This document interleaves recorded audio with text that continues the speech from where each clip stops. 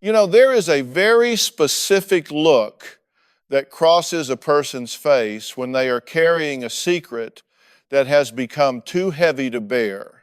It's not just anxiety, it's a physical weight, a kind of compression of the soul that pulls the shoulders down and creates a frantic, hunted look behind the eyes. I've seen it 1,000 times, but when I walked into the green room to meet Sarah for the first time, the air was so thick with it, you could practically cut it with a knife. She wasn't just nervous about being on television. She wasn't just worried about public opinion. She was terrified because she knew she was about to pull the pin on a grenade that would obliterate her life, her reputation, and her family. And she was doing it because the alternative living with the lie had become a prison she could no longer survive. We tell ourselves that we keep secrets to protect the people we love or to protect our own dignity. But let's be real here. Secrets are cancer. They grow in the dark, they feed on your peace of mind, and eventually they metastasize until they destroy everything they touch. Sarah was in stage 4 of that emotional cancer, and she was looking at me like I was the surgeon holding the scalpel, praying I could cut it out before it killed her. When you look at a woman like Sarah, you see the picture of suburban stability. She was 52 years old, dressed in a sensible cardigan, hair perfectly coiffed, the kind of woman who volunteers at the library and brings casseroles to sick neighbors. But beneath that veneer of respectability was a woman who had committed a felony, a woman who had looked at the law and the moral code we all agree to live by and decided that her pain gave her a special exemption. The central problem here wasn't just a legal one, although the legal implications were severe. The problem was that Sarah had convinced herself that a lie was actually the truth. She had rewritten history in her own mind so thoroughly that she genuinely believed she was correcting a mistake, not committing a crime. She had forged her mother's will. She hadn't just tweaked a detail. She had completely fabricated a document to disinherit her brother and claim her mother's entire estate. And the tragedy of it was, she didn't do it out of simple greed. If it were just greed, she would be a sociopath, and that's a different conversation. No, she did it out of a deep, festering wound of resentment that had been rotting inside her for 40 years. She did it because she felt she was owed. And that entitlement is a dangerous drug. To understand why a law-abiding school teacher would risk prison time to steal an inheritance, you have to peel back the layers of the family dynamic. You can't understand the behavior if you don't understand the function it serves. Sarah was the classic dutiful daughter. She was the one who stayed behind. When her father passed away 2 decades ago, Sarah stepped into the vacuum. She became the emotional crutch, the chauffeur, the nurse, and the punching bag for a mother who, by all accounts, was a hard woman to please. Margaret, the mother, was one of those people who withheld affection as a control mechanism. She knew Sarah craved her approval, so she dangled it just out of reach, ensuring Sarah would keep jumping through hoops. Then there was the brother, Mark. Mark was the golden boy. He moved 3 states away, started a successful business, and came home twice a year for the holidays. And what happens in that dynamic? The one who does the work gets the criticism, and the one who stays away gets the glory. Every time Mark walked through the door, it was a ticker tape parade. Margaret would light up, she would cook his favorite meals, she would praise him to the heavens. Meanwhile, Sarah, who had just spent 3 hours cleaning the gutters and organizing Margaret's pillbox, was told she looked tired or that she'd forgotten to buy the right brand of tea. I sat with Sarah and I asked her to take me back to the moment the decision was made. You don't just wake up one Tuesday and decide to commit fraud. It's a process. It's a slow erosion of your boundaries. Sarah told me about the last 3 years of her mother's life. Dementia had started to set in, and Margaret's sharp tongue got sharper. She became paranoid, abusive, and demanding. Sarah moved her mother into her own home, turning her dining room into a makeshift hospital ward. She sacrificed her marriage, which eventually ended in divorce, partly due to the stress of caretaking. She sacrificed her social life, and she sacrificed her mental health. She was changing diapers and being screamed at by a woman who sometimes didn't even recognize her. And where was Mark? Mark was calling once a week, offering unsolicited advice, telling Sarah she should have more patience, and then hanging up to go play golf. The resentment Sarah felt wasn't a sudden explosion, it was a slow drip of arsenic. She looked at her life, stripped bare by her devotion to her mother, and she looked at Mark's life, untouched and thriving, and she started keeping a mental ledger. She calculated every hour, every tear, every insult, and in her mind, the debt Margaret owed her was growing astronomical. The breaking point came a week after the funeral. Sarah was going through her mother's papers, exhausted, grieving, and bitter. She found the existing will. It was dated 15 years prior. It split everything 50-50. Half to Sarah, half to Mark. To the outside world, that looks fair. To the law, that looks standard. But to Sarah, staring at that piece of paper in the quiet of a house she had turned into a hospice, it felt like a slap in the face. It felt like her mother was reaching out from the grave to tell her one last time that she wasn't special, that her sacrifice meant nothing, that she was equal to the son who couldn't be bothered to visit while she was dying. That's when the rationalization kicked in. This is the mechanism that allows good people to do bad things. She told herself Mom wasn't in her right mind when she wrote this. She told herself, if Mom really understood what I did for her, she would want me to have the house. She told herself she was just executing her mother's true wishes, the wishes that hadn't been written down. She wasn't stealing. She was correcting an oversight. She was balancing the scales of justice that had been tipped against her since childhood. So she did it. She went to the computer. She drafted a new will. She used language she had seen in the old one. She forged her mother's shaky signature, a signature she had seen thousands of times on checks and medical forms. She even forged the witness signatures using names of old neighbors who had passed away, betting that no one would check that deep. She created a reality where she was the sole beneficiary, where she was finally validated. And for a moment, when she held that document in her hand, she felt a rush of relief. She felt vindicated. She filed the paperwork. The probate process started, and that's when the reality of what she had done started to crash into the fantasy she had constructed. You see, you can forge a signature, but you can't forge peace of mind. As soon as that document was filed, the clock started ticking. Mark wasn't suspicious at first. He was grieving in his own way, or perhaps just relieved the burden was gone. But then the questions started, small ones. I thought Mom said she wanted us to split the sale of the house. Didn't she mention a trust for the grandkids? Sarah had to lie. And then she had to tell another lie to cover the first one. And then another. It's the Hydra effect. You cut off one head and two more grow back.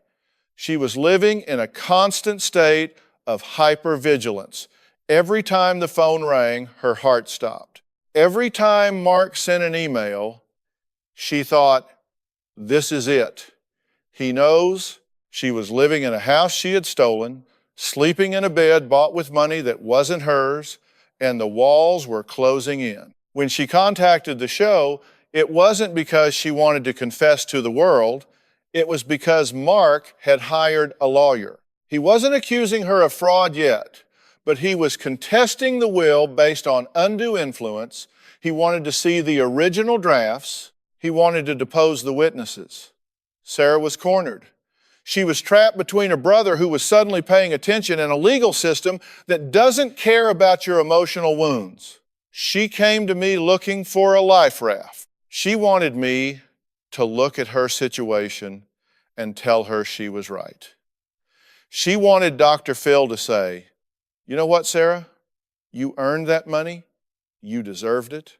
She wanted moral absolution to shield her from legal consequence. But that's not how this works. I don't deal in what you want to hear. I deal in what is real. And the reality was, she was standing on a trap door and the lever was about to be pulled. I remember sitting there in the pre-interview, watching her twist a tissue into a tight little rope. I leaned in and asked her, "Sarah, what happens when Mark sees the handwriting expert's report? What happens when he finds out the witnesses were dead before the will was signed?" She looked up at me and her eyes were empty, just voids of panic. "I don't know," she whispered. I couldn't let him win again. I couldn't let him take half of what I bled for. That was the crux of it. It wasn't about the money. It was about winning a competition that only existed in her head. It was about finally beating the golden child, but in trying to win the game, she had broken the rules so badly she was about to be disqualified from her own life. When the stage lights hit you, there is nowhere to hide. It's just you, me, and the unvarnished truth, and that is a combination that makes people sweat. Sarah was sitting in that chair, gripping the armrest like she was bracing for impact on a crashing plane. The audience was silent, that heavy, anticipatory silence, where 300 people are holding their breath, waiting for the other shoe to drop. I started the conversation by trying to calibrate her moral compass to see if the needle was just stuck or if it was completely broken. I looked her dead in the eye and asked her a simple question. "Sarah, do you believe that your pain gives you a license to break the law?" It's a yes or no question, but for someone living in a distortion field, there is no such thing as a simple answer. She looked at me, her chin trembling just slightly, and she said, "Doctor Phil, I didn't break the law. I enforced justice." That right there is the wall we had to climb. She had semanticized her crime into a virtue. In her mind, the forgery wasn't a deception, it was a correction. She launched into a defense that she had clearly rehearsed in front of her bathroom mirror 1,000 times. She talked about the sleepless nights, the smell of disinfectant that never left her clothes, the way her mother would throw soup bowls at the wall and demand Sarah clean it up. She painted a vivid, undeniable picture of the caregiver's burden. And let's be clear, I validated that. Caregiver burnout is real. The trauma of watching a parent decay while you are the only one holding the bucket is profound. But then she pivoted. She said, "I earned every penny of that estate.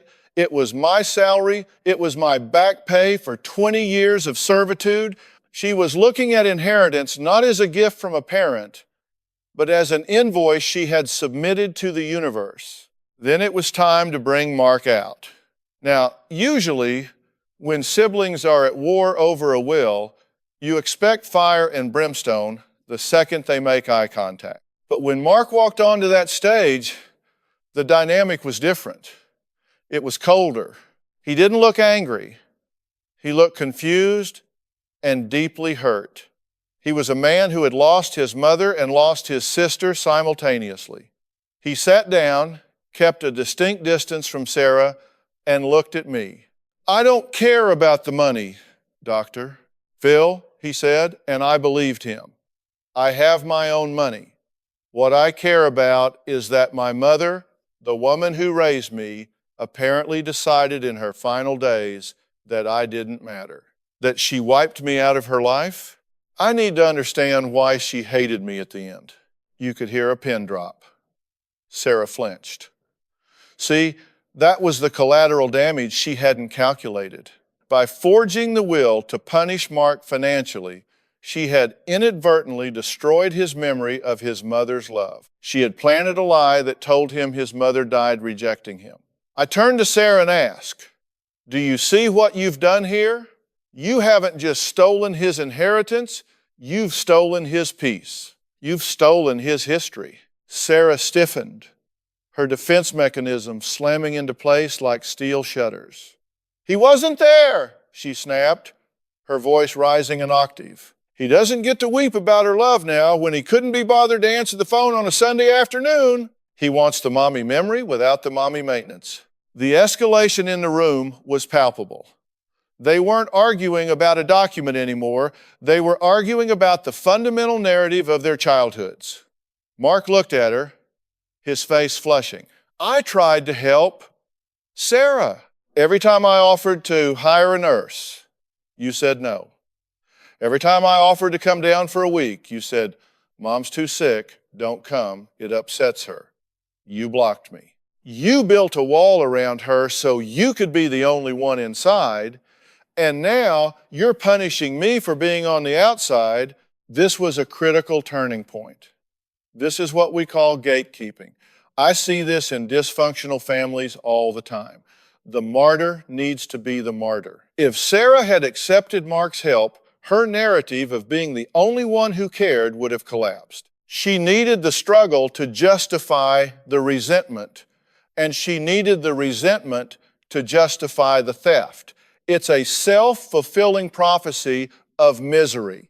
I leaned in, resting my elbows on my knees, leveling with her. "Sarah, is it possible that you engineered your own isolation? Is it possible you pushed him away so you could hoard the credit for taking care of her, and now you're cashing in that credit with a forged check?" She went pale. The air went out of her argument for a split second, but she scrambled to recover.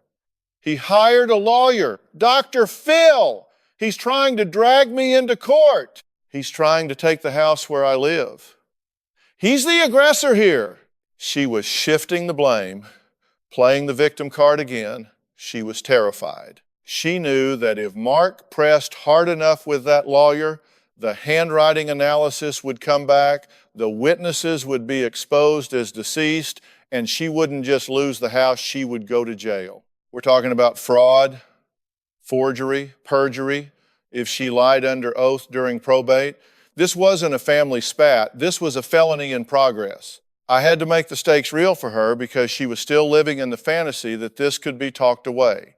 I looked at the monitors where we had the legal documents displayed, the two wills side by side. The signatures looked similar to the untrained eye. But when you blew them up, you could see the hesitation marks in the forged version.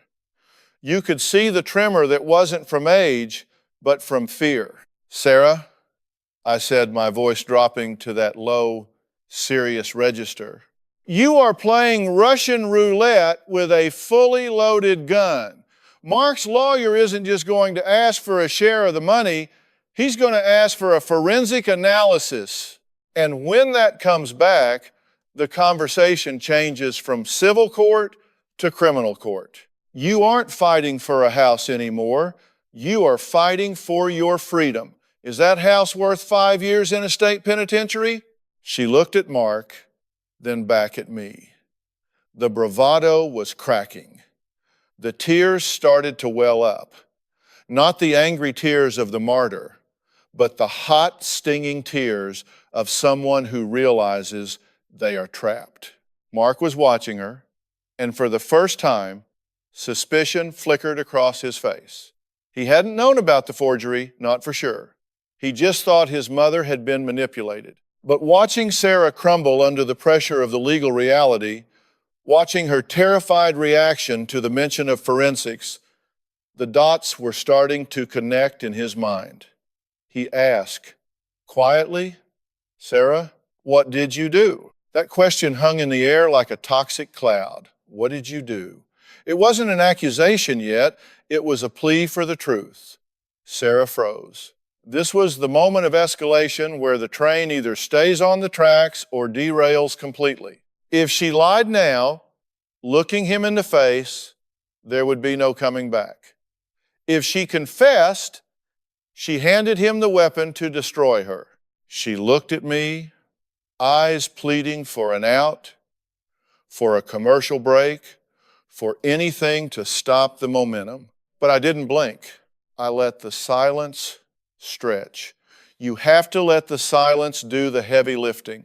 In that silence, the weight of the secret became unbearable. She started, her voice cracking. I just wanted what was fair. Why can't anyone see that? Why does the law care more about a signature than about who actually did the work? She was still dodging, still rationalizing. She was clinging to the edge of the cliff by her fingernails. The law cares about the truth, Sarah, I told her. And right now, the truth is your enemy because you made it that way. You can't construct a life on a foundation of lies and expect it not to crumble. You are standing in the rubble right now. Mark is sitting 3 feet away from you. He is the only family you have left. You have 2 choices. You can keep lying and let the legal system grind you into dust, and I promise you it will. Or you can own it. Right here, right now.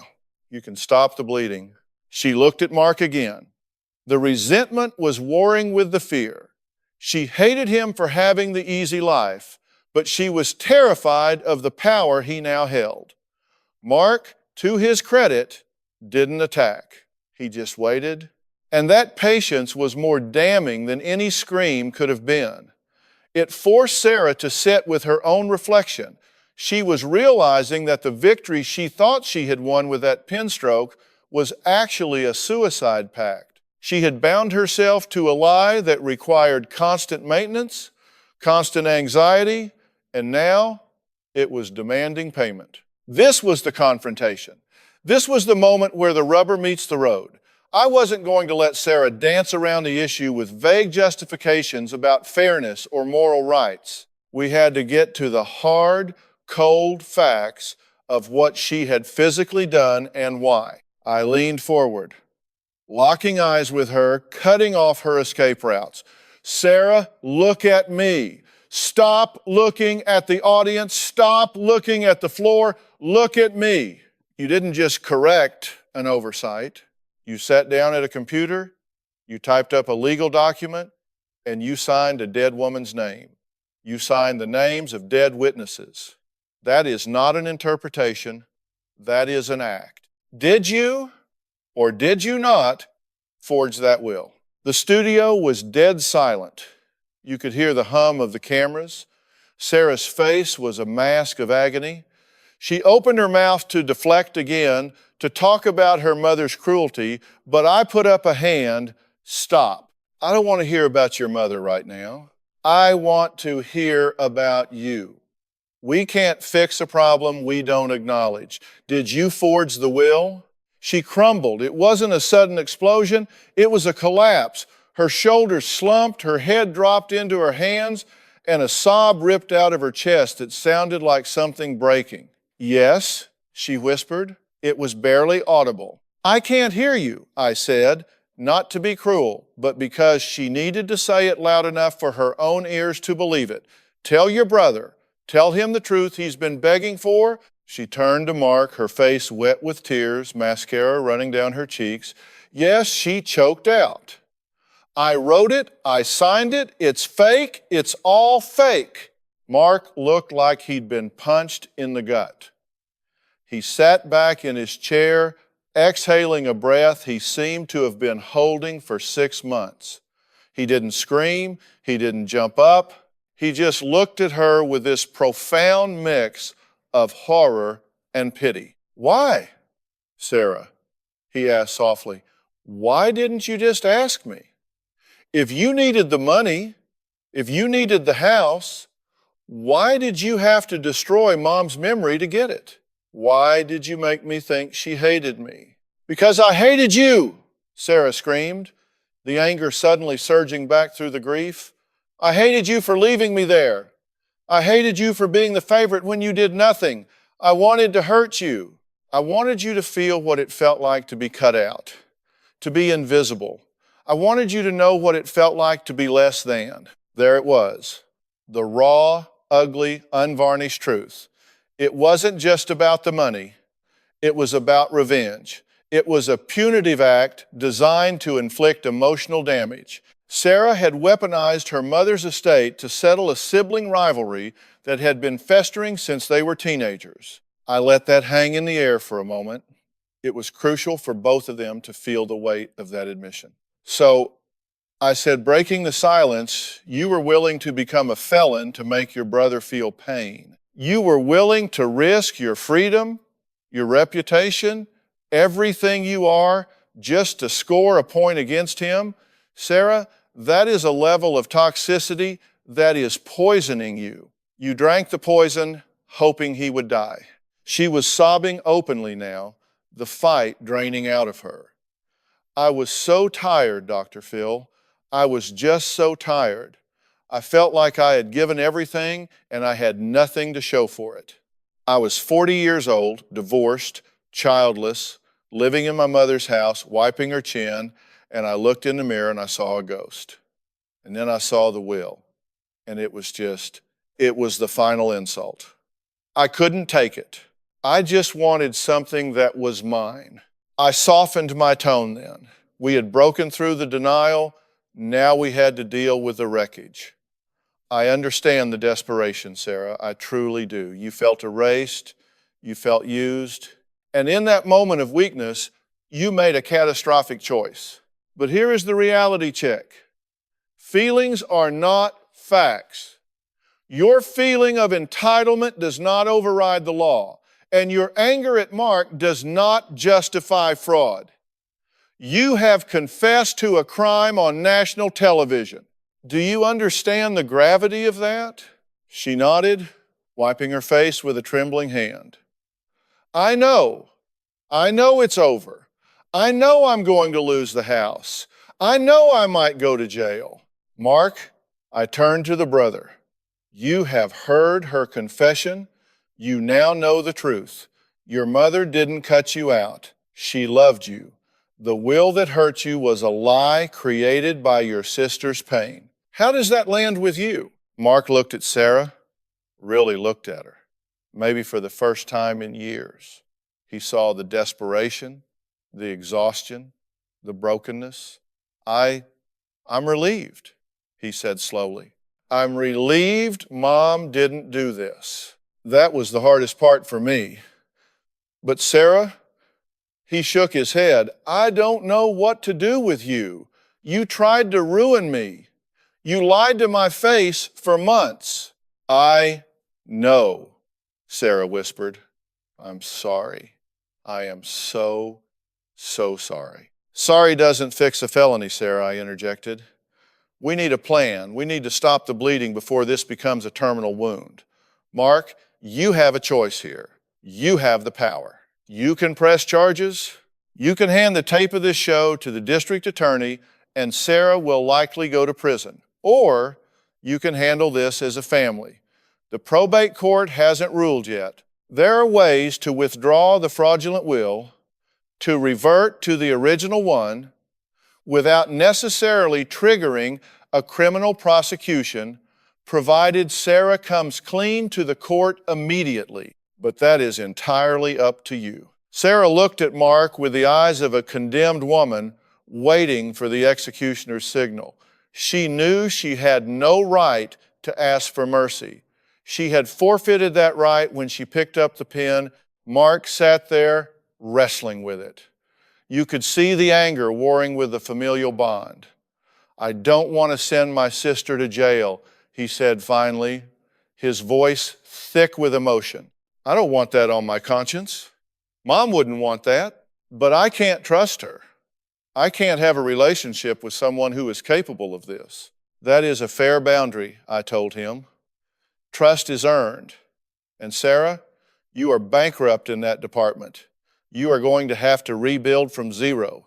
But Mark is offering you a lifeline. He is offering you a chance to avoid prison, to correct the legal record, and to salvage what's left of your life. Are you willing to do whatever it takes? Are you willing to walk into that court, withdraw the fake will, admit to the error, however your lawyer advises you to phrase it to minimize criminal exposure, and accept the original terms? Are you willing to give up the house, give up the money, and walk away with nothing but your freedom? Sarah took a deep breath. She looked at the studio lights, then at me, then at her brother. The fantasy was gone. The resentment had burned itself out, leaving only ash. Yes, she said, I'll do it. I don't want the money anymore. It's cursed. I just want to sleep at night. Good, I said, because that is the only way forward. You have to vomit up the poison. You have to purge the lie. It's going to be painful. You're going to have to move out. You're going to have to start over at 52. But you will be free. You won't be looking over your shoulder waiting for the police. You won't be flinching every time the phone rings. I looked at both of them. This wasn't a happy ending. It was a salvage operation. This isn't going to be fixed in a day. The legal mess you've created, Sarah, will take months to untangle. And the emotional damage between you two, that might take a lifetime. Mark, you don't have to forgive her today. You don't have to forgive her ever if you don't want to. But by choosing not to destroy her, you are honoring your mother in a way that Sarah failed to do. You are being the bigger person. And Sarah, you have a long road of redemption ahead of you. You need therapy. You need to understand why you felt so entitled that you lost your moral compass. You need to forgive yourself eventually, but first you need to take responsibility. We took a break then. The tension in the room had broken, replaced by a somber, heavy reality. Sarah was still crying, but it was a quieter, more resigned weeping. She was mourning the loss of her illusion, but she was also beginning to accept the terms of her survival. She had walked into the lion's den, and somehow, by the grace of her brother's mercy, she was going to walk out alive. But she was walking out with scars that would never fully fade. The commercial break was an awkward, heavy intermission.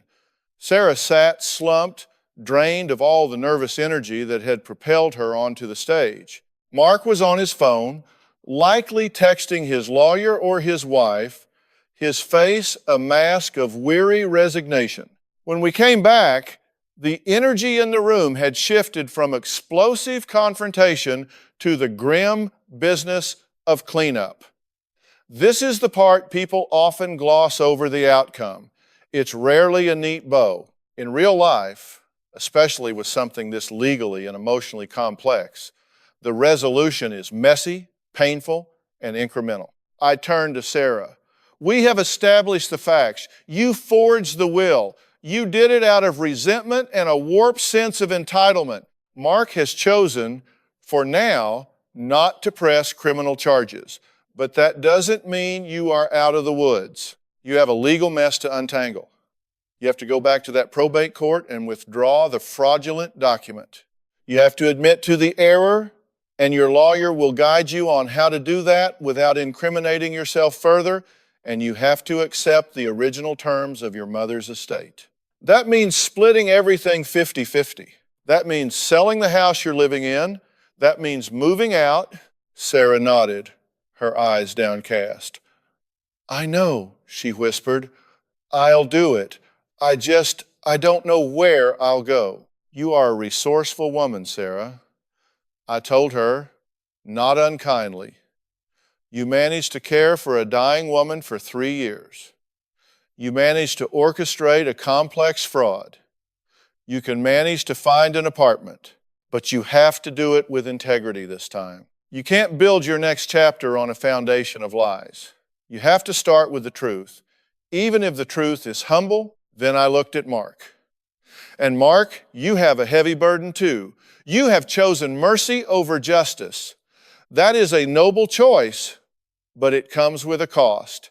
You are going to have to watch your sister struggle. You are going to have to manage the sale of your childhood home with someone who tried to steal it from you. You are going to have to set boundaries like iron bars. You cannot let her manipulation creep back in. If she starts guilt-tripping you about the move, about the money, about mom's wishes, you have to shut it down. Can you do that? Mark took a deep breath. I think so, he said. I'm done being the bad guy in her story. I'm done playing the role she wrote for me. If she wants to be a victim, she can be a victim on her own time, in her own apartment. I just want to settle the estate and move on. Good, I said, because that is the only way this works. You two need space. A lot of it, you need a demilitarized zone. You need to communicate through lawyers for the financial stuff. And maybe, just maybe, in a year or two, you can have a cup of coffee and talk about the weather. But right now, the trust is gone. And trust is like a vase. Once it's shattered, you can glue it back together, but it will never hold water the same way again. We wrapped up the show with a resource plan. I offered Sarah access to individual therapy to deal with her caregiver burnout and the underlying resentment that had driven her to such extremes. I offered Mark counseling to process his grief and the betrayal, but the most poignant moment came after the cameras stopped rolling. I walked backstage to where Sarah was gathering her things. She looked smaller, somehow. The defiant, self-righteous woman who had marched in was gone, replaced by someone who looked frail and frightened. Dr. Phil, she said, looking up at me, do you think my mother knew? It was a heartbreaking question. She was asking if her mother, in her dementia, had sensed the bitterness, the entitlement. Sarah, I said gently, your mother was sick. She was fighting her own battles. She loved you the best way she knew how. But you can't live for the approval of a ghost. You have to live for yourself now. You have to forgive yourself for being human, for being tired, and yes, for making a terrible mistake. But you also have to pay the price for that mistake. That's how redemption works. You pay the debt, and then you are free. She nodded, tears spilling over again. Thank you, she whispered. Thank you for stopping me before I went too far. And that was the truth of it. She hadn't come on the show to win. She had come to be stopped. Subconsciously, she knew she was careening off a cliff. She needed someone to grab the wheel and slam on the brakes, even if it meant hitting the dashboard. 6 months later, I got an update. Sarah had moved into a small apartment 2 towns over. She was working as a substitute teacher again. The house had been sold, the proceeds split evenly. Mark had used his share to set up college funds for his kids. Sarah had used hers to pay off some debts and put a modest nest egg away. They weren't speaking regularly, but they had exchanged cards at Christmas. It wasn't a Hallmark movie ending. There was no big group hug. But Sarah wasn't in prison. Mark wasn't consumed by hatred. And most importantly, the lie was gone. The outcome wasn't happiness, it was reality. And sometimes reality is the best possible outcome you can hope for when you've spent so long living in a fantasy. Sarah had learned the hard way that you can't forge your own legacy. You have to build it brick by brick with honest work and honest pain. She was still lonely, she was still grieving, but she was no longer a criminal in waiting. She was just Sarah, a woman who had made a mess and was slowly, painfully cleaning it up. And in my book, that's a victory. It's a quiet, unglamorous victory, but it's a victory nonetheless. But I always say that you can't change what you don't acknowledge, and you certainly can't fix what you don't understand. The real tragedy here wasn't the legal battle, or the forgery, or even the house. The real tragedy was the invisible ledger that Sarah had been keeping in her head for 40 years.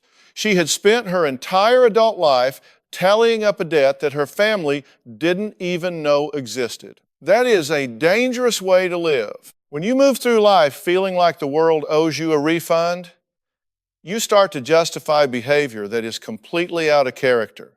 You start to view people not as loved ones, but as debtors who are in default. Sarah looked at her brother and didn't see a sibling. She saw a walking, talking reminder of everything she didn't get. She looked at her mother's will and didn't see a final testament. She saw a billing error. And that mindset, that deep, corrosive sense of entitlement, is what allowed a school teacher to become a felon. It wasn't greed in the traditional sense. It was emotional starvation masquerading as justice. We have to talk about the golden child dynamic too, because Mark was a victim of this just as much as Sarah was. We often think of the golden child as the one who has it easy, the one who gets the praise and the glory, but there is a heavy burden in being the object of someone else's resentment. Mark walked into that situation blind. He didn't know that every time he called home, he was adding a line item to Sarah's internal invoice. He didn't know that his success was being weaponized against him in his sister's mind. He had to learn a very hard lesson on this stage, that you cannot save people from their own narratives. He wanted to fix it. He wanted to understand. But in the end, the only thing he could do was draw a line in the sand and say, "This is where I stand, and you cannot cross it." That act of setting a boundary was the most loving thing he could have done, because it forced Sarah to finally face the consequences of her own reality. It stripped away the victimhood and left her with the raw truth. In the months that followed, I kept close tabs on Sarah's progress because I wanted to see if the change would stick. Rehabilitation isn't a straight line, it's a jagged graph with peaks and valleys. There were days, she told me, when she sat in that small apartment and felt the old anger rising up, the voice in her head whispering that it wasn't fair, that she deserved the house, that she had been cheated again. But the difference now was that she had the tools to recognize that voice for what it was, a liar. She learned to talk back to it. She learned that fairness isn't about material equity, it's about integrity. She realized that she could live in a mansion bought with a lie and feel like a pauper, or she could live in a one-bedroom rental with a clear conscience and feel like a queen. That is a shift in values that some people never achieve in a lifetime. She had to deconstruct her entire identity as the good daughter and rebuild it as simply Sarah. She had to find worth in who she was, not in what she did for others or what she inherited from them. And let's be real about the concept of inheritance. We put so much weight on these pieces of paper, these wills and trusts. We act like they are the final report card on our relationships. If mom leaves me the diamond ring, she loved me most. If dad leaves me the stocks, he respected me more. We monetize love.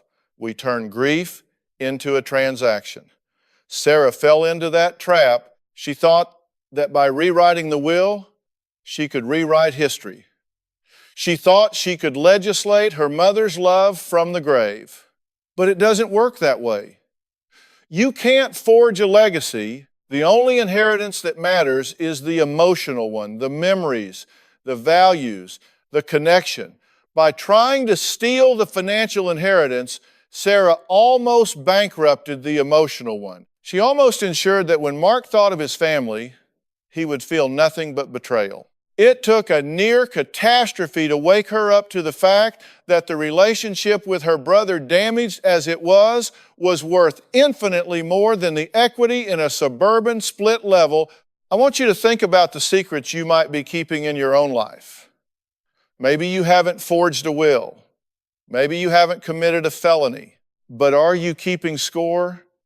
Are you holding on to a resentment that is slowly turning into entitlement? Are you waiting for a payday from a relationship that is never going to come? Because if you are walking down the same road Sarah did. You are building a prison brick by brick.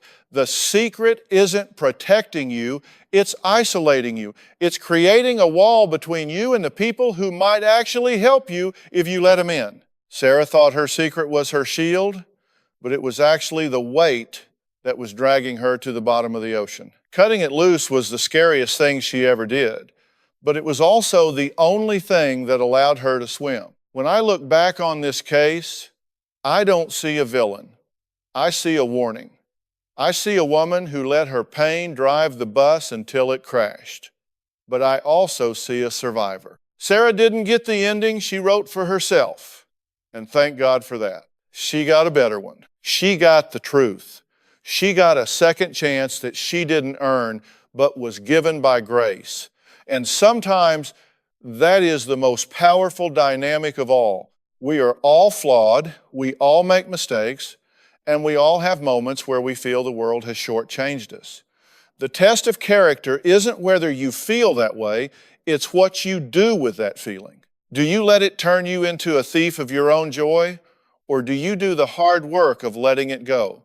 Sarah chose the hard work. It cost her everything she thought she wanted, but it gave her back the one thing she needed, herself.